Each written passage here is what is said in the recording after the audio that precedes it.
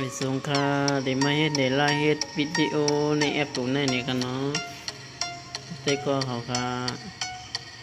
ได้ลงใน YouTube นี่กันเนาะเพราะว่าส่งกับอันใน Messenger มันวิดีโอมันส่งยาวหลายนี่กันเนาะเพราะเขากับตัวยาวอย่าลืมกดไลค์กดแชร์ปันนี่ค่ะเนาะเป็นกำลังใจกวนดีเฮ็ดคลิปเฮ็ดวิดีโอออกมันนี่ค่ะเนาะด้วยหลายๆนี่มันได้แรงใจนี่ค่ะเนาะต้องกดไลค์กดแชร์ปันฟังกะนี่ค่ะในแอปตัวนี้ค่ะเนาะ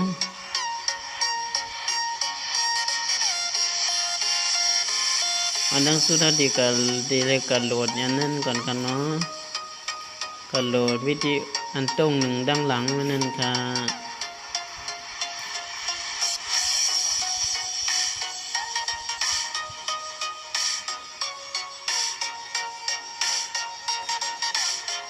เข้ากับแต้มว่าในค่ะเนาะเข้ากับแต้มว่า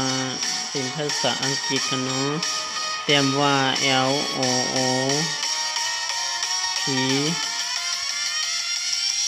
H G นี่ค่ะเนาะ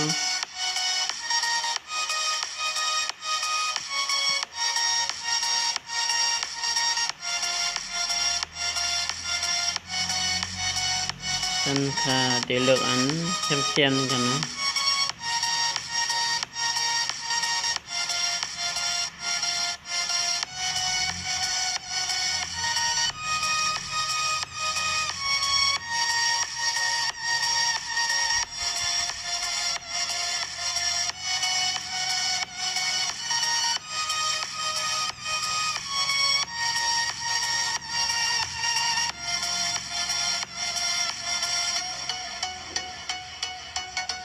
ถ้าโหลดปันกันเลยค่ะเนาะตรงนี้ค่ะเนาะพิมพ์ลงนี่ค่ะพอดาวว่าเฮาโหลดไหนเฮาเตเลยโหลดอันสูงมันค่ะเนาะวิดีโอมันสิมีมันสิสั้นมันสิมีความสั้นนี่ค่ะเนาะ480นี่โหลดได้อยู่แต่ว่ามันแจ่มหลายนี่ครับเพราะมันสิมาแจ้ในนี่มันสิเลยโหลดอันนี้ค่ะเนาะ72p นี่ค่ะวิธีนี่ค่ะเนาะดาวน์โหลดค่ะดาวน์โหลดค่ะเนาะให้กล้ามค่ะเนาะ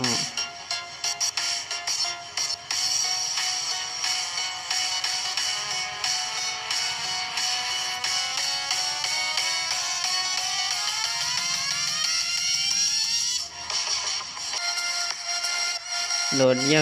วค่ะเนาะคันไหนเฮามาเฮ็ดด้วยซ้ำกันค่ะมาด้วยซ้ำกันค่ะเนาะเดว่าอะไรเนี่ยให้ลิงก์ลงปันได้คลิปก่อนเนาะ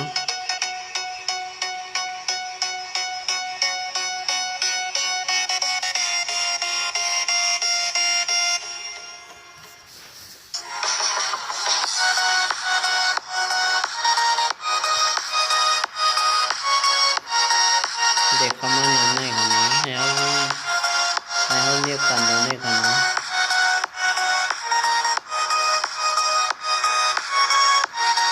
นะครับนี่กันได้กันค่ะเนาะ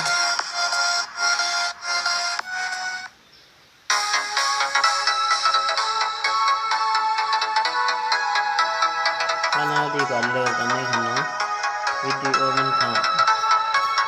นี่ค่ะเนาะโอเคเดี๋ยวเลือกหลายนาทีค่ะ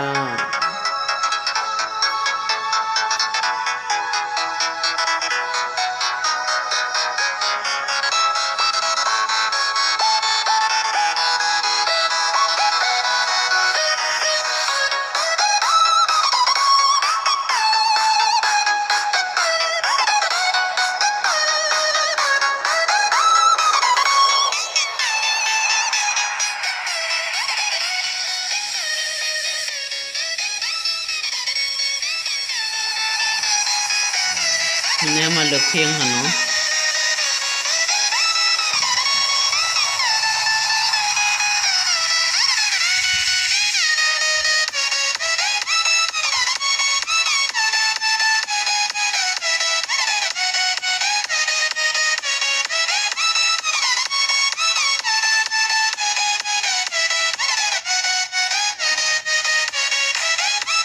เรียกคนที่เอาป้องนี่กันนะว่าติดใจกันนะ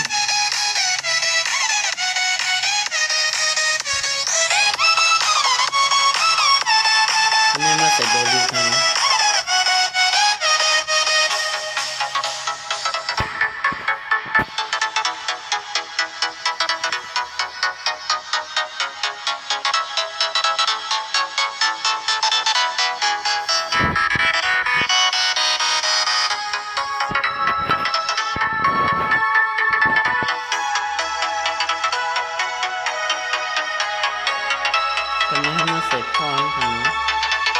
นี่ค่ะ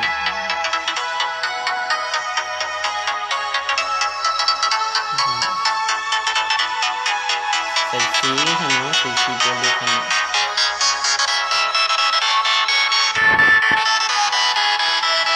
สีเหลืองค่ะสีดีค่ะ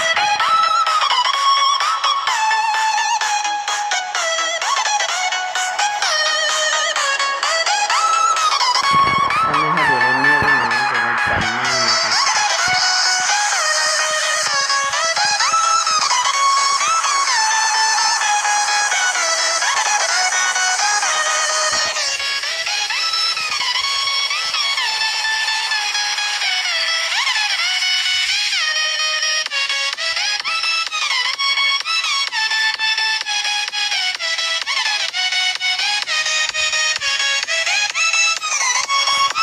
ถ้าไม่ให้ดูในเนื้อ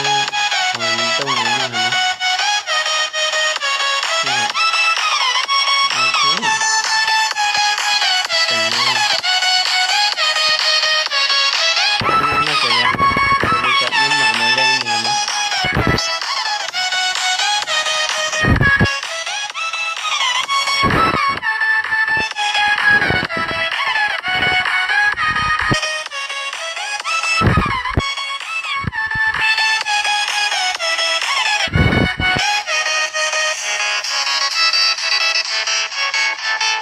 ใส่ซีนค่ะ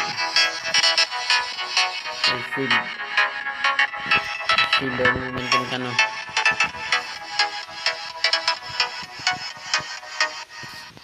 ใส่ข้าวมันนะ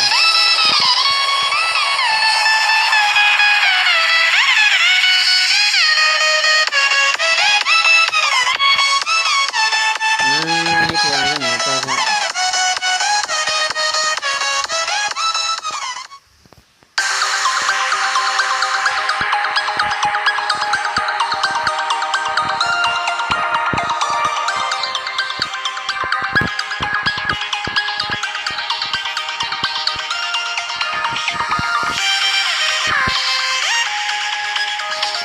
รับได้ค่ะเนาะ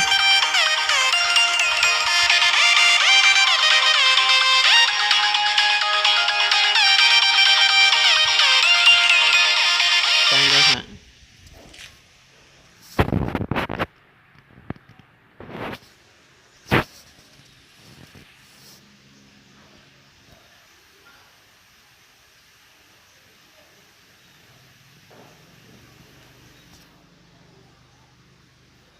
ไปกันนะนี่รับได้ค่ะอันนี้มันหนึ่งอะเนาะมันจะได้มีแบบนั้นได้ค่ะเนาะมันอันหนึ่งนี่ค่ะอันด้วยค่ะมันหนึ่งจะได้มีบันแทงค่ะเนาะมันหนึ่งนี่ก็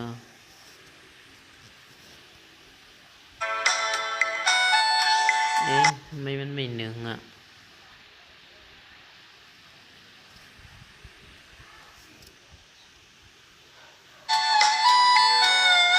โอเคมันหนึ่งเงี้ยค่ะเนาะอันนี้มันหนึ่งค่ะเฮ็ดปันแทงค่ะเนาะหนึ่งก็หนึ่งเงี้ยค่ะเนาะ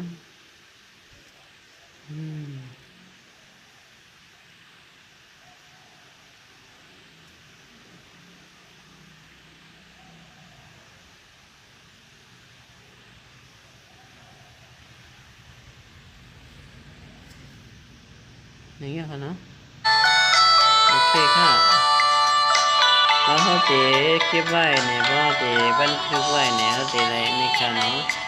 ชี้กว่าดังหน้านี่ค่ะเนาะชี้กว่าดังหลังดังหน้านี่ค่ะนี่ค่ะ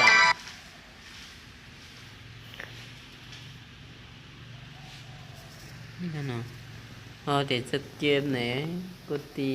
แซ่นี่ค่ะเนาะแซ่แล้วก็ในฝันที่ตามตุ่มนี่ค่ะเนาะนี่ค่ะให้เอา640และ480นี่ค่ะเนาะนี่ค่ะทั้งใต้นี่ค่ะนี่ค่ะ ไปเป็นกันได้กันเนาะเพราะอันในเพราะสีเหลืองๆมาชูตินเนี่ยก็เป็นอันยาวๆอยู่ค่ะเนาะก็น่าก็ค่ะ